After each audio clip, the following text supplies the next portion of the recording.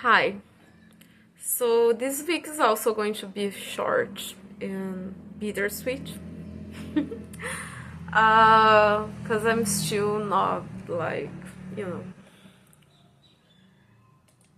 better. I don't know when I'm going to get better emotionally. Uh, I was journaling today and I hadn't journaled for like a while, like writing my journal. So I I was writing it and I was saying that like of course there's good things that happen, of course, because life is not just, monotone. There's a lot of different stuff happening all the time, so there's stuff that so there's happiness too, there's good feelings as well, even when uh, you're not super like happy all the time. I mean, I don't trust people who are happy all the time. I used to work with this uh, person. She was a woman, and she was like happy and smiling all the time, and I was always so like wary of her because I felt like this is not possible. How can you be like happy and smiling and like all the time? That is not that is the only person who's allowed to be like that is Leslie Knope, and she's a fictional character. So anyone else, like people in real life, it's weird. It's just weird. So of course you're not happy all the time, but on the flip side, you're not sad all the time as well. So there's that, I guess. And yeah, I had happy moments, of course. I'm really enjoying creating the posts for my Pride and Prejudice saga.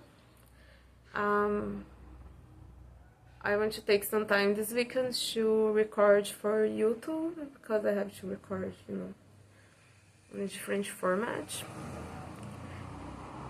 And I'm thinking of maybe trying to record it horizontal and then just like cutting the video to do the vertical video for Instagram, TikTok. We'll see. I'm gonna test it. So I'm happy when people like the post, when people comment and all, but it's like since last week, it's like I don't wanna cry in the video.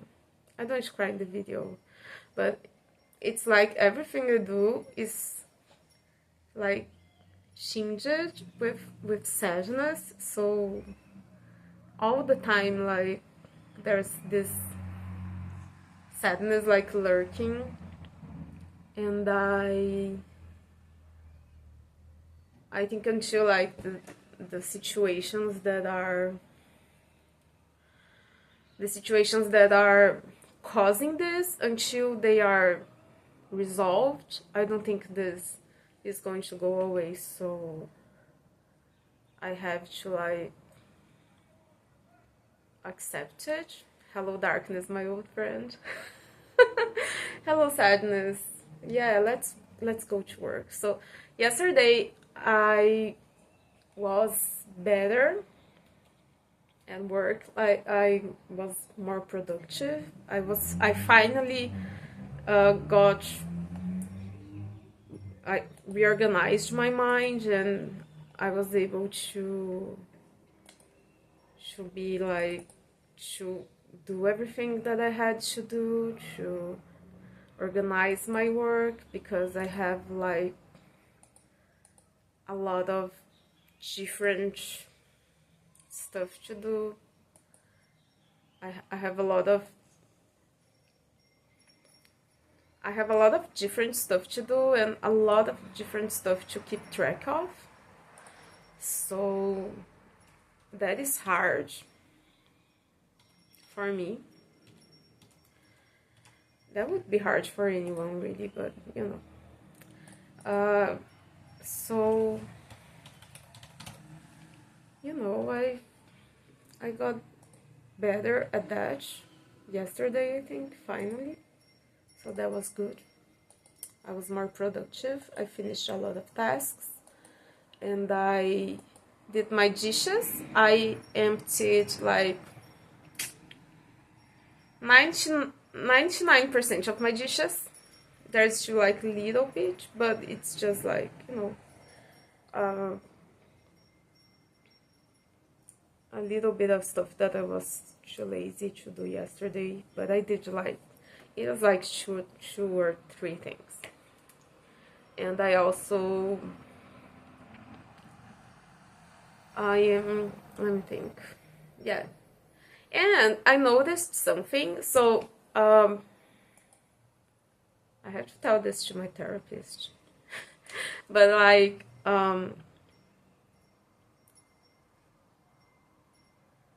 usually, when I am like this, when I'm sad and bad, I end up numbing it. So my standard numbing behavior is either take a nap or lie down and put something on TV that I've watched many times, like The Office or Friends, and doom scroll, and so that I, you know, I get distracted and I don't feel anything. But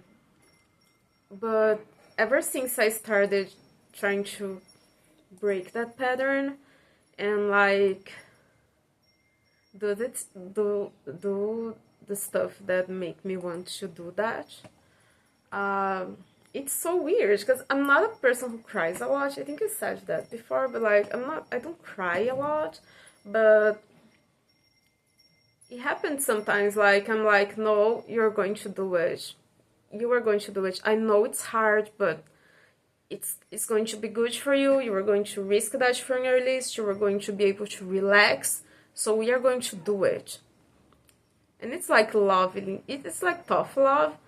And it's funny because, not always, but many of those things I end up doing is crying while crying. And like I did some time ago, I was doing this spreadsheet and it was very boring and I didn't want to do it. And it was hard because I had to like organize and figure out how to organize something. And I was crying and doing it at the same time. That was interesting, but I did it. And also today, like, I wanted to get back to journaling because it's really good for me. And this year I haven't been very consistent with it. So I was like journaling and crying. So that was good. Yeah. I think I know that like when we talk about crying a lot, like, you know, I cry a lot, but I am so productive. I think we kind of see that as a bad thing. But I don't know. I think for me, I see it as a positive thing because I've been these past years I got so good in numbing my feelings that I'm kind of like happy when I am able to cry and to just let it out instead of bottling it up. So I think it's a good thing to feel feelings, even if it's not, you know, joy, if it's not happy feelings. But I think being able to let feelings out anyway is a really good thing. So, you know, I guess that's some type of progress.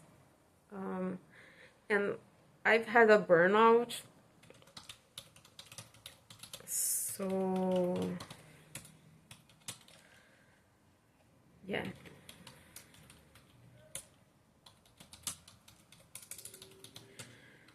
And I think like last week was kind of a blur because I got so lost. I was so, I don't know, lost and hopeless.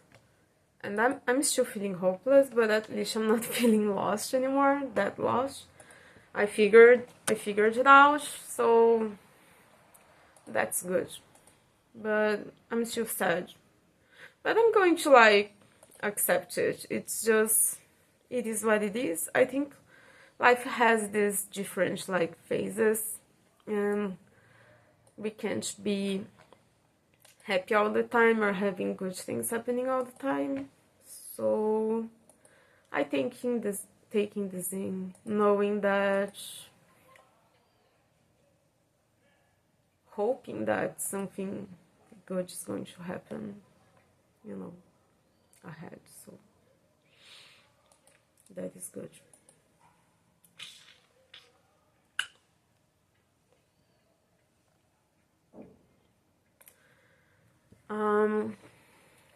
Okay.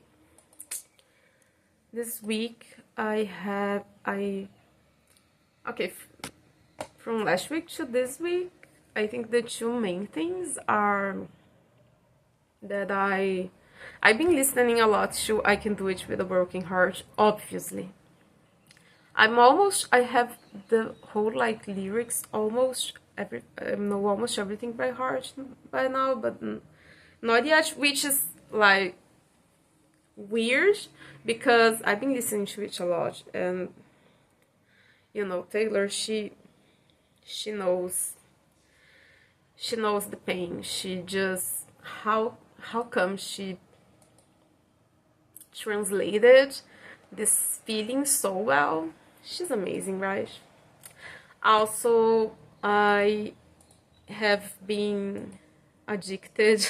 I have a new like hyperfixation. I have a new obsession that is, so from the beginning of the year until today, I still watch a lot of MLM videos, like especially Hannah Alonso. So she talks about MLMs. She has horror stories. That is a great segment. It's great. It's like people telling stories about their encounters with MLMs, and you know, the people involved. There's horror stories, but it's like social media posts that she comments, she shows it, and then she comments. And my MLM role was really great. It started like, I think January, February. So now this last weekend I got a new obsession, which is videos, and like long videos analyzing TV shows from the early 2010s, late 2000s, early 2010s. You know, like Glee started in 2009, so you know, and I have watched many of these shows. I've watched Glee. I finished Glee during the pandemic in 2020, and that was the only reason why I was able to do it, because Glee is pretty like, oh my god, the end. I think from season 4 on, that was like that's why there's this like curse over Glee, because they didn't know when to stop, and they kept going because they wanted to make money, and it was, you know, it became a shit show. So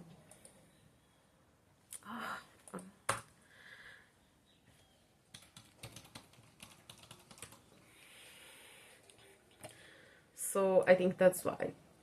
And then there was this video that was 5 hours long, and he talked about each and every episode of Glee during this 5 hours, the whole 6 seasons. And it was really interesting because he didn't watch Glee when it first premiered, which was my case. Like I watched it when it had just like been released, and it was, you know, everyone loved it. It was great. So I think that is interesting because it had a totally different perspective on Glee, and that was very interesting. I think it was very interesting to see someone watch it like from a distance, and like you know, a distance not only like in time but also in like references, because he didn't live that specific moment. So that was really, really, really cool. I think that was really interesting to see this different point of view. And I really like this. Like, he watched so when I first stopped watching Glee, the moment that I was like, I'm done, I watched, the last episode I watched was the quarterback, the episode when they pay homage to Cory Monteith, and he died between 4th and 5th season, and he didn't know, and it's the 3rd episode of the 5th season, which surprised me. I was like, did I watch Glee until the 5th season? How did I do that? I don't know. And I was like, what are they doing? Why are they doing this, like, as if he died? And then he found out that the actor had actually died, and he was like, what's going on? And it was so weird. But it was really fun. And then my friend, she sent me this other guy who did like an unhinged recap of Glee, and I watched both videos as well. He did like 2 parts, and now I'm watching his channel. I'm watching an unhinged recap of Pretty Little Liars. There's 3 parts. I'm on the 2nd part, and each part's like 2 hours or so. This first video I watched was 5 hours long, and I watched this guy, he did 2, like, I think it was like 3-hour long videos on season 1 of Glee. He was analyzing every episode, and he was another example of a person who hadn't watched Glee back when it was on air, and he had this very like distanced view. So this guy I'm watching now, that is Mike's Mike, is his YouTube channel.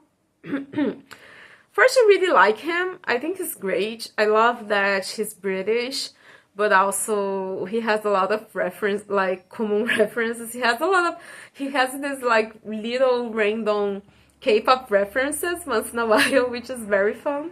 I think he's really good, and I'm loving it. It's great. So now I'm watching a Pretty Little Liars one, and I saw that she has a Gossip Girl one as well. So this is next on my list, and that's been my latest obsession. And also this week I am binge watching a K-drama that is about to leave Netflix. So this girl on Instagram that I really like her content, she recommended it to watch it before it leaves Netflix, and I started watching it.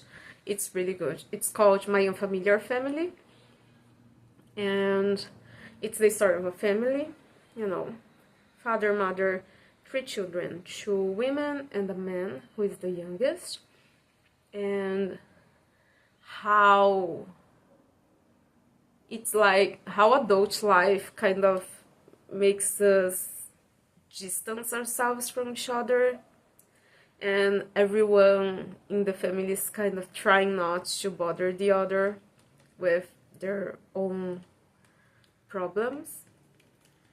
And we think we are doing a good thing when we do that, but we also end up not knowing a lot that could be helpful for us, for them. So it's really interesting. And so the parents, they are doing this. I didn't get it. I have to research this, but they are doing like it's not a divorce, it's a graduation from marriage, which I found a very interesting term. Because graduation is like, I did this, I learned what I had to learn, and now I'm done. I'm graduating. That was weird, but I think it's like just like a separation. And the father, he suffers an accident, and he has amnesia, and his memories, they stop when he was 22 years old, on the day when he proposed to the mother. So he has no idea of how terrible a husband he has been all these years, and how difficult her life was.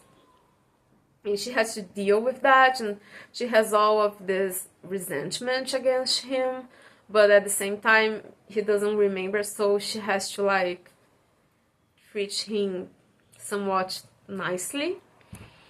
And the children, he doesn't remember when they got married.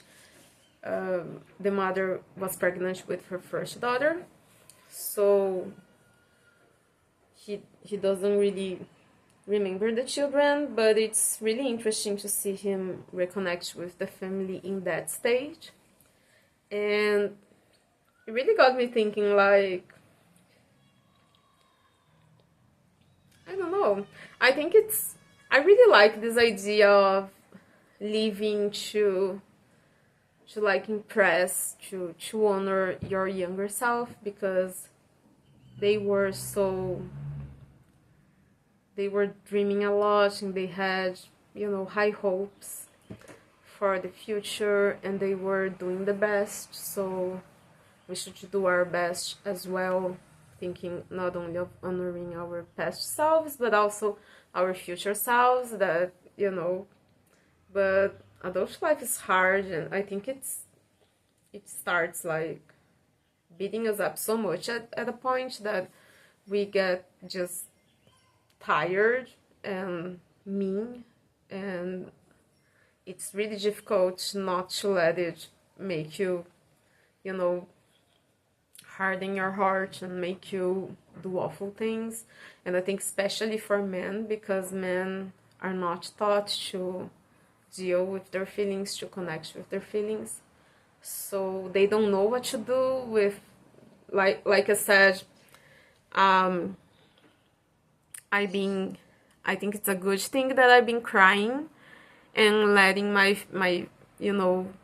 feelings out, because that means I am, my heart is working, and that means I can figure out, because I can face it. Men are not taught, like, if for us women that is hard, and we somewhat learn how to deal with feelings more than men. I imagine that for men that must be really, really difficult. They don't know what to do with it, and it's like negative emotions when you feel, when you feel like the world is being unfair to you, when there's like unfairness and injustice and fear and tension and uncertainty, and and hopelessness. These are all really bad things. And some people, like I said, like I usually respond to that, to those feelings, with trying to numb myself down. So now I've been trying to deal with it by crying, by letting it out. But men usually answer to this by either numbing themselves and becoming totally like useless, or rage, which is, rage that leads to violence, because they don't know. So I think it was interesting, like the way they showed the father, because his younger self was so much more open and had this, good heart, but he let that go as the years went by because of his own like greediness, and because he was not able to deal with the bad things in life. So that's definitely an interesting point of view. And also something that is interesting in this drama is that the oldest daughter, she's the only one who's married, and she's almost 40, and she doesn't have children, which in Korea is very like, in Brazil it's bad, and I know it's like, but there it's like a lot of pressure, because it means, it has so many meanings, so many unsaid rules in society. And it's so funny that her mother, she's always like repeating these rules to her, like you have to do this for your husband, and you have to have children for this reason, and but at the same time she knows that all of these rules didn't guarantee for her to have a good marriage, all of these absurd rules, but she's still like repeating them as if it's like an automatic thing to her daughter. And they find out that her husband is gay, and being gay in Korea also, very difficult. And I think that was very interesting that this drama even touched on that subject, because it's very, very rare to have this discussed. And it's interesting because he has the same problem as the father, right? He numbs himself down most of the time, but when he has finally to face it, because his wife found out, his first like gut reaction is violence. So yeah, I mean, I know that men are, when you think about it, men are on the root of most of the problems in our society. We know that, but at the same time, I think it's interesting to think about how men are raised, right? How they are being raised, and men are raised by women, and I don't know, I think about that. I don't think I'm going to have children, but I keep thinking about that. And when is the point where they lose the nurturing from, if they had like good mothers, of course, like where they lose that and the world starts like seeping in and making them get worse and worse? It's something I wonder about. Yeah. So it's a really good TV show. I really like it. And yeah. And I'm really liking to do the Pride and Prejudice project. It's fun. It's cool. It's interesting. And I'm glad that I have something like that I am now able to take on this project that is going to last, you know, for months. I'm happy that I know that I can do it, because I know that I can be constant doing it. So that's a really good feeling. That is a good thing. Yeah. So that's it. And I thought about not posting today, but I was like, no, I'm going to keep going, because this is not supposed to be like a super elaborated thing, so I'm not editing this one as well. But no, let's be hopeful. I'm getting better at editing videos, so maybe next week I'll get back to editing the journal entries. I hope so. Yeah. See you next week. Bye bye.